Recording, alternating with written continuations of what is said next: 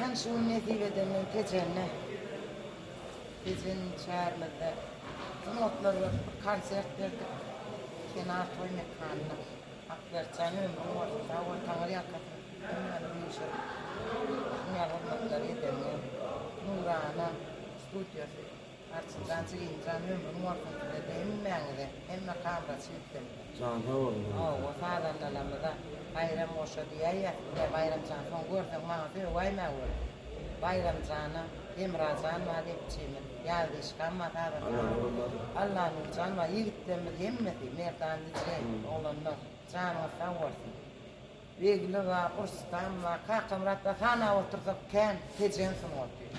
Ya hali pavaksılanma. Hemmetine savurdun aytya tanrı yakatın aytya. Bet günümüz sunyar olsun Süleyman Can karlı kıyas var.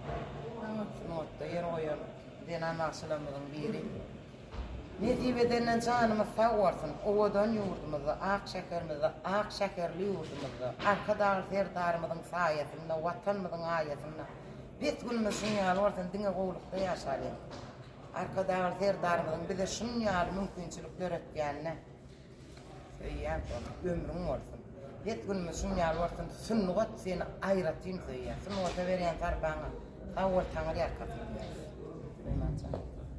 Şu konsertimin neticeden şu tayinatını tamamlandı. Aslında sen tavır eten unutma. Kalıyor dedi. Kenar toy mekanı, hakikaten himayet kararını yalgattık. Tecen sunuğatı var. Tecen adın içine var, kalikalar var. Canım savurdum hemen de tedavikleri arasın. Başımı arkada artıya da güller ötsen ortamızda. Yine şovluğunu, toyluğunu olsun. Nasıl canım?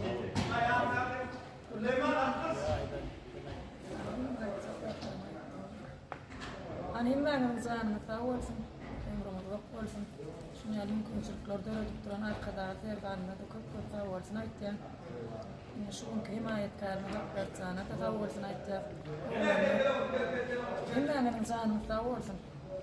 Yine toylarda var şöyle. Sağ olsun. Sana da ayratın sağ olsun aytyan.